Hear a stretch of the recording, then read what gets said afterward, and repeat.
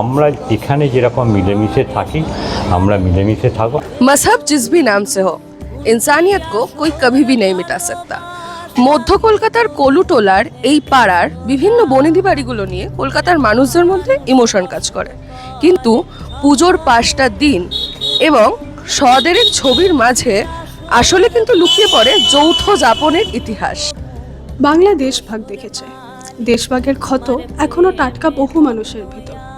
সাম্প্রতিক রাজনৈতিক পরিস্থিতিও যখন এই ক্ষতর বুকে নুন ছেটানোর কাজ করছে, তখন কলুটোলার এই যৌথ যাপনই এই ক্ষততে মলম লাগানোর চেষ্টা করছে।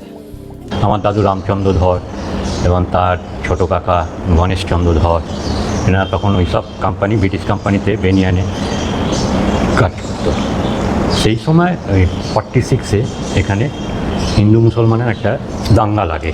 আমাদের এই অঞ্চলে যারা সুবর্ণমণি যারা বসবাস করতো তারা এফেক্টেড হয় এবং প্রচুর ক্ষয়ক্ষতি হয়। তাদের একমাত্র উদ্দেশ্য ছিল লুটপাট করা, এটাই মেন উদ্দেশ্য ছিল। ছেড়ে এক কাপড়ে এই বাড়ি থেকে চলে গেছিলো। তো দামি দামি ফার্নিচার, স্ট্যাচু, মানে সবই, মানে যেগুলো ওরা নিয়ে যেতে পারেনি, ওরা ভেঙে করে নষ্ট করে দিয়েছিল।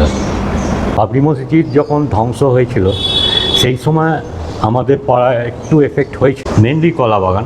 ওখান থেকে একটা মব এসে আমাদের পাড়ায় একটা গণ্ডগোল পাকাবার চেষ্টা করেছিল। সিআইটি রোডে যে সিদ্ধেশ্বরী মায়ের যে মন্দির ছিল, কালী মন্দির, সেইটা এফেক্ট হয়েছিল।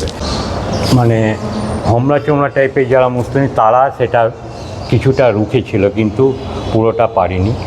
এবং পরবর্তীতে তারাই আর কি ঠাকুরমশাইকে চিকিৎসার ব্যবস্থা করে করে কিছু ভালো মুসলমান তারা ছিল, তারা এসে বলেছিল যে যেখানে যা গণ্ডগোল হচ্ছে হোক, আমরা এখানে যেরকম মিলেমিশে থাকি আমরা মিলেমিশে থাকবো, আমরা এখানে কোনো গণ্ডগোল হতে দেবো না। আপনারাও এখান ছেড়ে যাবেন না, আমরাও এখান ছেড়ে যাব না। আমি ছোট থেকে এই পাড়ারই মেয়ে, আমি এই পাড়ারই বউ, কিন্তু আমি ছোট থেকে দেখছি আমাদের পাড়ায় কোনো রকম অসুবিধে বা টিজিং এরকম কোনো কিছু আমরা ফেস করিনি আজ পর্যন্ত। মেয়েরা যদি আসি সেখানে কিন্তু কেউ আমাদের দিকে ফিরেও তাকায় না, বা কোনো রকম কোনো খারাপ উদ্দেশ্যে কোনো রকম কথা বলা কি সেসব কিছু আমরা আজ পর্যন্ত ফেস করিনি। যার জন্য বলবো যে আমরা অন্য জায়গার থেকে আমরা অনেক সেফ আছি এখানে। দেশভাগের পর কলকাতা সাক্ষী থেকেছে বহু কালো ইতিহাসে। এর মধ্যে 1946-এর গ্রেট ক্যালকাটা কিলিং এবং 64-এর দাঙ্গা কুখ্যাত। ধর্মের নামে মানুষ যখন অপর মানুষকে মারবার কারবার চালাচ্ছিলেন, তখনই এই অঞ্চলে তৈরি হয়েছিল এক অন্য গল্প, ভালোবাসার গল্প, একসাথে থাকবার গল্প। ইতিহাসের পাতা থেকে মানুষের মন, এত বছর পরেও দাঙ্গার ক্ষতগুলো এখনও দগদগে। এসবের পরেও মধ্য কলকাতার এই পাড়াগুলো বনে নতুন এক গল্প। মানিক বন্দ্যোপাধ্যায় বলেছিলেন, শয়তানকে তাড়াতে পারে শুধু সাধারণ মানুষের একতা। সেদিন কোনো নেতা নয়, সাধারণ মানুষই মানুষ হয়ে দাঁড়িয়েছিলেন মানুষের পাশে। মানিক বন্দ্যোপাধ্যায় আরও লিখেছিলেন, ধর্মের নামে হানাহানি সাময়িক, কিন্তু পেটের টান ও প্রতিবেশীর টান চিরন্তন। মানুষ মানুষকে ছাড়া বাঁচতে পারে না। এই মহল্লায় আসলে দেখা যাবে সেই চিত্রই। এখনও এই পাড়ায় অসীমবাবুদের বাড়িগুলি দেখে রাখেন সেই প্রতিবেশীরাই, বেঁচে থাকেন একসাথে, আর মনে হয় ভালোবাসার গল্প।